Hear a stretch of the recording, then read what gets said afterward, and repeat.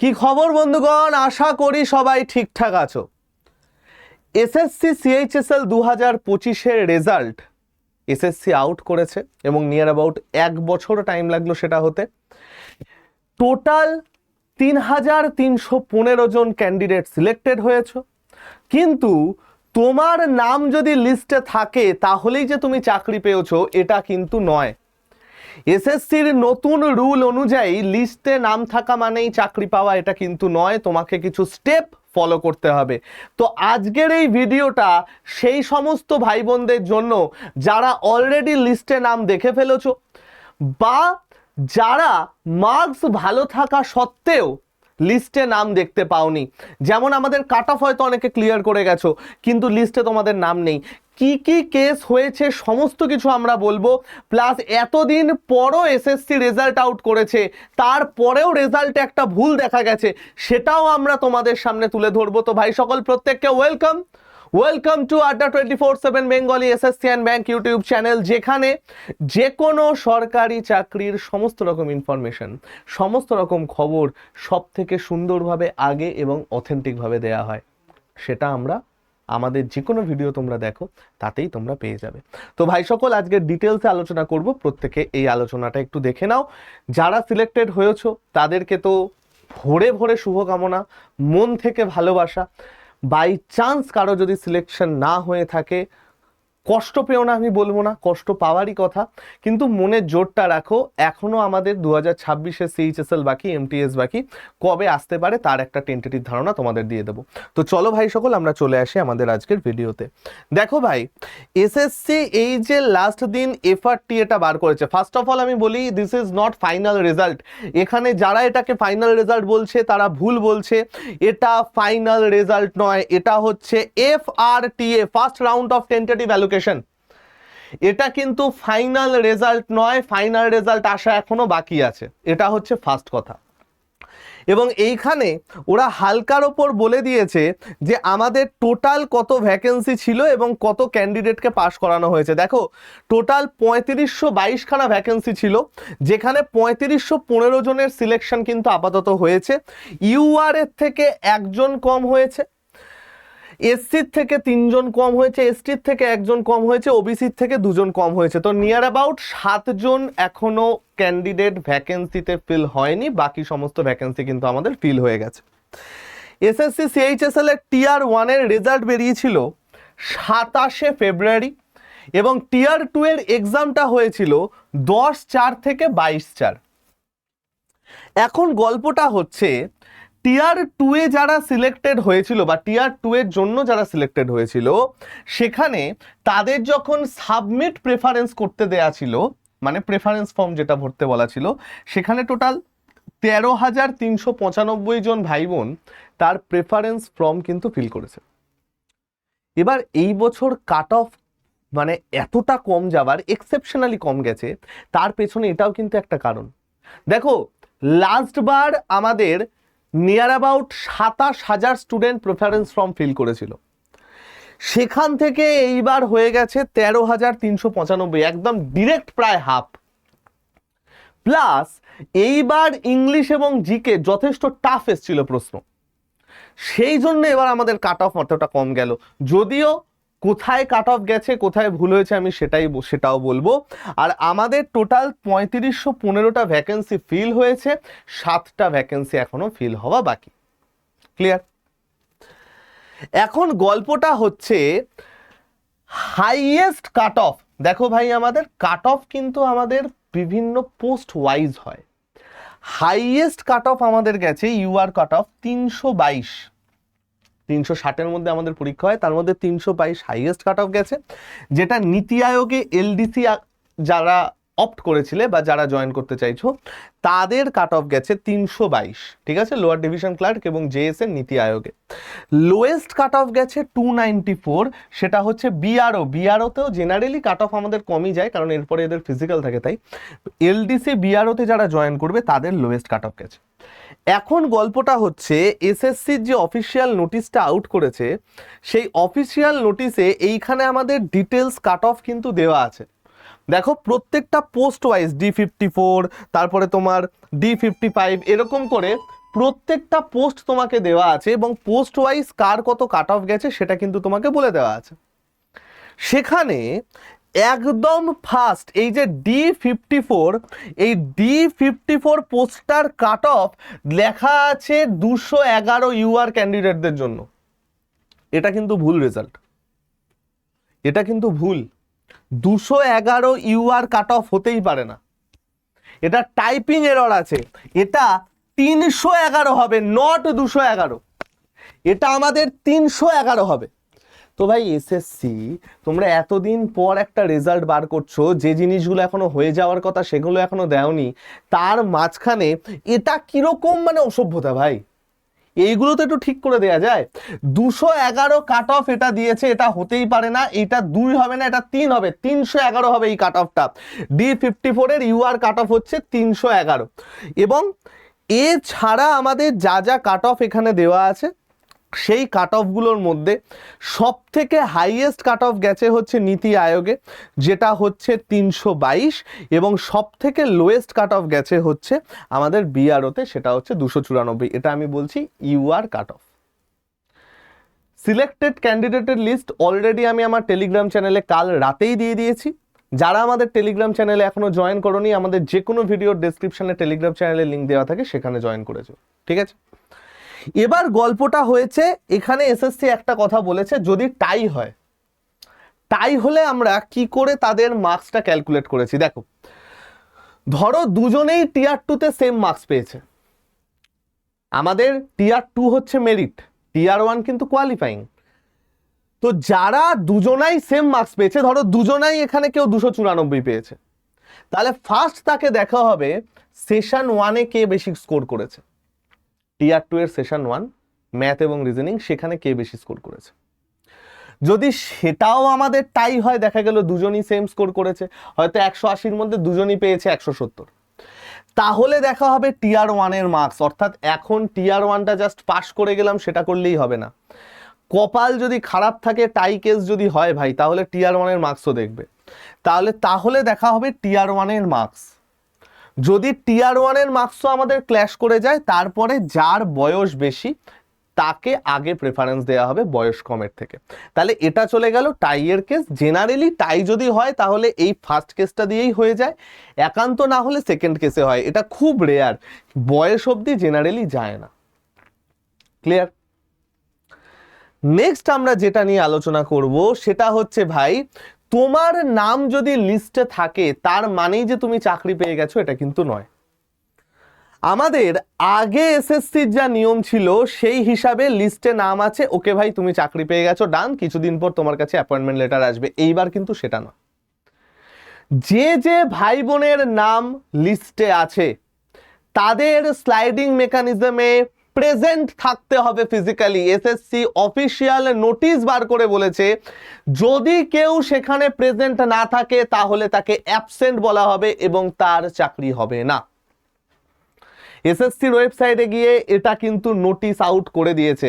এবার দেখো ভাই, যারা নাম পেয়েছো কি করতে হবে এবার ভালো করে শোনো নাও, খুব সুন্দর করে শোনো। স্লাইডিং মেকানিজম কি এটাও আমি হালকার ওপর বলে দিচ্ছি। এই স্লাইডিং মেকানিজম স্টার্ট হবে হচ্ছে 20/8 থেকে 22/8 লগ ইন করার সময়। তো তুমি কি করবে, আমাদের ssc.gov.in যেটা অফিসিয়াল ওয়েবসাইট আছে সেখানে গিয়ে লগ ইন করবে 20/8 থেকে 22/8-এর মধ্যে।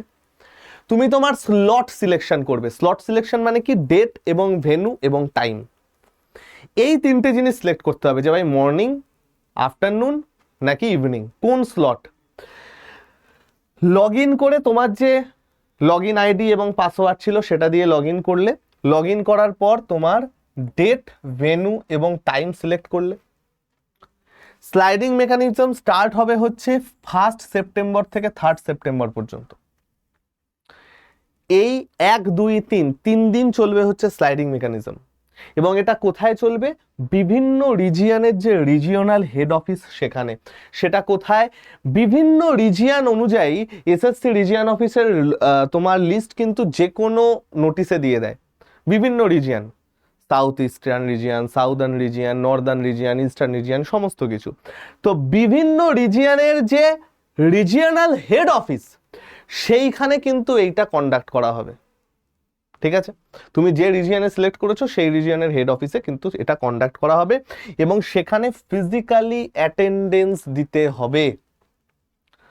অর্থাৎ ধরো আজকে 10 জন লোকের লিস্টে নাম এসছে, ঠিক আছে, আমি একদম ক্লিয়ারলি বলছি এই ব্যাপারটা কি। 10 জন লোকের লিস্টে নাম এসছে, 10 জন লোকের মধ্যে 8 জন ফিজিক্যালি ওখানে প্রেজেন্ট ছিল, 2 জন প্রেজেন্ট ছিল না। অর্থাৎ আমার ধরে নেওয়া হবে যে এই 2 জন চাকরি করতে চায় না, এই 2 জন চাকরি করতে চায় না, তাদের অ্যাবসেন্ট করে দেওয়া হবে। তুমি যে পোস্টের জন্য সিলেক্টেড হয়েছো, দেখো আমি আগের দিন যে নামের লিস্টটা পাঠিয়েছিলাম সেখানে রোল নাম্বার, তোমার নাম, তোমার প্যারেন্টসের নাম আর তুমি কোন পোস্টে সিলেক্ট হয়েছো সেটা পুরোটা দেওয়া আছে। তো তুমি ওখানে উপস্থিত হচ্ছ মানে, ফর এক্সাম্পল আমি আজকে এলডিসি নীতি আয়োগে সিলেক্টেড হয়েছি, আমি ওখানে গেলাম, আমি উপস্থিত বললাম, তার মানে আমি ওই পোস্টে চাকরি করতে চাই। যদি তুমি সেখানে না প্রেজেন্ট থাকো তার মানে ওরা তোমার পাশে একটা ক্রস দিয়ে দেবে এবং তোমার পরে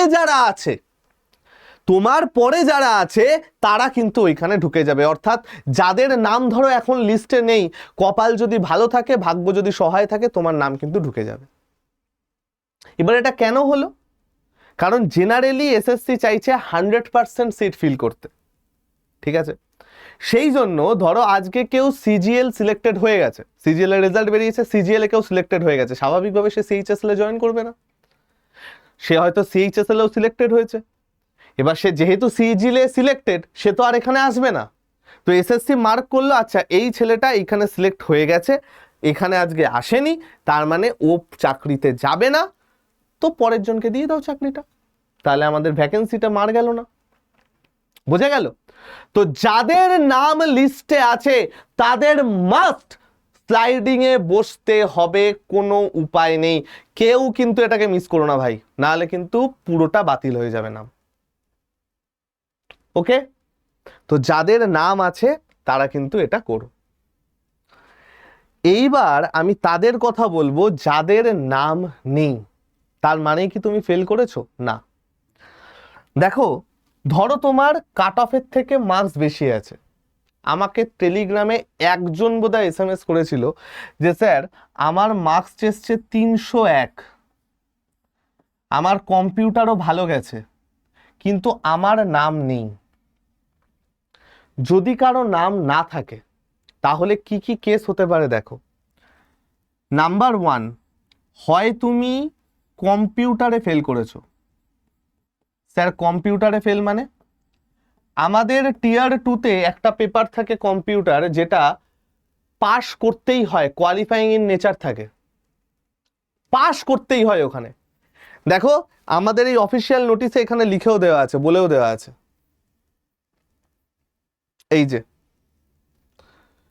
যে qualifying marks session 1 session 2 tier 2 examination, এই যে category wise cut off marks in computer knowledge test, CKT computer knowledge test, যেখানে ইউআর কাট অফ গেছে 13.5।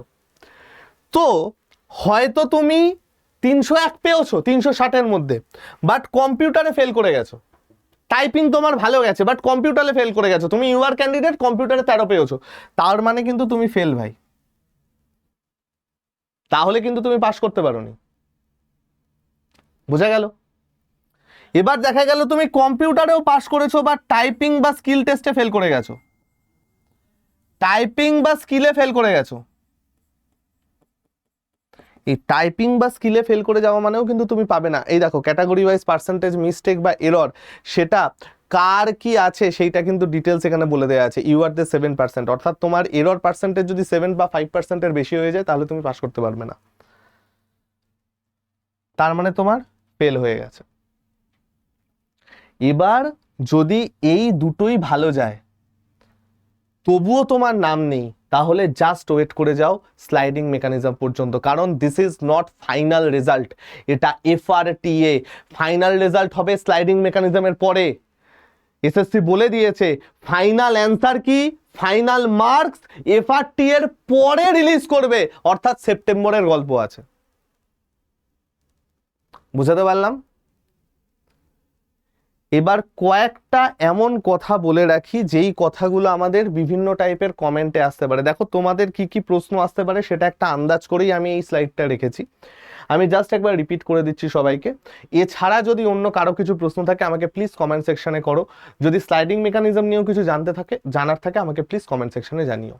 নাম্বার 1, স্যার এটাই কি ফাইনাল রেজাল্ট? উত্তর হচ্ছে না, this is not final result. এর পরে ফাইনাল রেজাল্ট হবে স্লাইডিং মেকানিজমের পর। এটা হচ্ছে এফআরটিএ, যারা সিলেক্টেড হয়েছো তাদের ওখানে অ্যাটেন্ডেন্স দিতে যেতে হবে, সেখানে কোনো ভ্যাকেন্সি থাকলে পরের লোককে দিয়ে দেওয়া হবে, তারপরে আমাদের ফাইনাল রেজাল্ট আউট হবে, সেটা হচ্ছে সেপ্টেম্বরে। ক্লিয়ার? কোশ্চেন নাম্বার 2, যে স্যার আমি সিলেক্টেড, আমি কি স্লাইডিং এ যাব 100 বার? তুমি যদি সিলেক্টেড থাকো তোমাকে স্লাইডিং মেকানিজমে অবশ্যই যেতে হবে ভাই, তোমাকে ওখানে ফিজিক্যালি প্রেজেন্ট থাকতে হবে। তার মানে হচ্ছে তুমি চাকরিটা করতে চাইছো। নাম্বার 3, স্যার ওভারঅল কোনো ইউআর কাট অফ আছে যেটা আমি প্র্যাকটিস করতে পারবো পরের বছরের জন্য? না, ওভারঅল ইউআর কাট অফ শুধুমাত্র প্রিলিমসে হয়। মেন্সে ক্যাটাগরি ওয়াইজ আলাদা কাট অফ হয়, পোস্ট ওয়াইজ আলাদা কাট অফ হয়। যেমন দেখো এই যে কাট অফের লিস্টটা আছে, এই কাট অফটা কিন্তু পোস্ট ওয়াইজ। ধরো D55 ইউআর এ কাট অফ গেছে 317। আবার দেখো আমি যদি D56 এ চলে যাই, সেখানে আমাদের ইউআর কাট অফ কত গেছে? D55, এই দেখো D56, আচ্ছা D56 শুধু ওবিসি। ধরো L01 এ কাট অফটা গেছে 304। তো এটা আমাদের পোস্ট ওয়াইজ ভ্যারি করে। যদিও এইবার কাট অফ প্রচুর কম গেছে, আগের বারের তুলনায় প্রচুর কম গেছে কাট অফ, কারণ বললামই এবার কোশ্চেনটাও টাফ হয়েছে, প্লাস এবার অর্ধেক লোক স্লাইডিংয়ে এই তোমার সিলেকশনে বসেইনি, পরীক্ষা দিতে যেতে পারেনি, 27,000 থেকে 13,000 হয়ে গেছে সেই জন্য। নাম্বার 4, স্যার মার্কস কবে আসবে? No update. মার্কস কবে আসবে এবং ফাইনাল রেজাল্ট কবে আসবে এর কোনো অফিসিয়াল তথ্য এসএসসি জানায়নি। শুধু এইটুকু আমি বলতে পারি, এটা আসবে হচ্ছে সেপ্টেম্বর মাসে। সেপ্টেম্বর মাসে এটা আসবে। ক্লিয়ার? এইবার আমার নতুন ভাই বোনরা যারা আছো যে স্যার সিএইচএসএল 2026 কবে আসবে, ফার্স্ট প্রবাবিলিটি সিএইচএসএল 2026 আসার ফার্স্ট প্রবাবিলিটি 19 থেকে 30 অগাস্টের মধ্যে। এটার চান্স হচ্ছে ম্যাক্সিমাম। যদি এসএসসি মনে করে যে না এটাই দেব না, তাহলে সেপ্টেম্বরের সেকেন্ড উইক ফার্স্ট রেজাল্ট আগে বার করবে তারপরে। যদিও এটার চান্স কম, কিন্তু এসএসসির ওপর এখন কোনো ভরসা নেই, নির্লজ্জতার চরম পর্যায়ে চলে গেছে। তো এসএসসির ওপরে এখন কোনো ভরসা নেই ভাই আমার। শুধু এইটুকু বলতে পারি 19 থেকে 30 আগস্টের মধ্যে আসার প্রবাবিলিটি সব থেকে বেশি, কারণ টিআর 1-এর এফআরটিএ বার করে দিয়েছে। নতুন ভ্যাকেন্সি তাহলে কত আসবে সেই হিসাবে একটা নিয়ে বার করতে পারে, এবং ভ্যাকেন্সিও এবার আমরা 2500 থেকে 3000-এর কাছাকাছি দেখতে পারি। যদি এটা না করে, যদি দেখো যে ভাই অগাস্টে এলো না, এমনিতেই তো আর 4 মাস বাকি, কবে কি পরীক্ষা করবে নো আইডিয়া, যদি দেখো এখানে এলো না তাহলে কিন্তু সেপ্টেম্বরে চলে যাবে। আর সেপ্টেম্বরে যদি সিএইচএসএল যায়, এমটিএস অক্টোবরে, পরীক্ষা হতে হতে ডিসেম্বর। ক্লিয়ার ভাই আমার? তো এই হচ্ছে সম্পূর্ণ ব্যাপার। যাদের নাম আছে প্লিজ স্লাইডিং মেকানিজমে যেও। যারা পরীক্ষা দিয়েছো, আমি নিচে একটা গুগল ফর্ম অ্যাড করে দিয়েছি, সেই গুগল ফর্মে নিজের নাম, সিলেক্টেড কিনা, মার্কস, এইটা জাস্ট লেখা থাকবে। ঠিক আছে? তো তোমরা সেই গুগল ফর্মটা সবাই ফিল আপ করে দিও। যারা আমাদের টেলিগ্রামে যুক্ত নেই, অবশ্যই আমাদের টেলিগ্রামে জয়েন করে যেও ভাই, কারণ যে কোনো কিছু আপডেট, যে কোনো কিছুর গল্প আমরা সবার আগে টেলিগ্রাম চ্যানেলে দিই, পিডিএফ থেকে শুরু করে ফ্রি নোট থেকে শুরু করে এভরিথিং। এবং যারা প্রিপারেশন সত্যিই করতে চাও এবং কেন্দ্রীয় সরকারের সমস্ত কিছু ডিটেলস জানতে চাও, সমস্ত কিছু ডিটেলস, তাহলে আমাদের এই চ্যানেলটাকে কিন্তু সাবস্ক্রাইব করে নিও ভাই।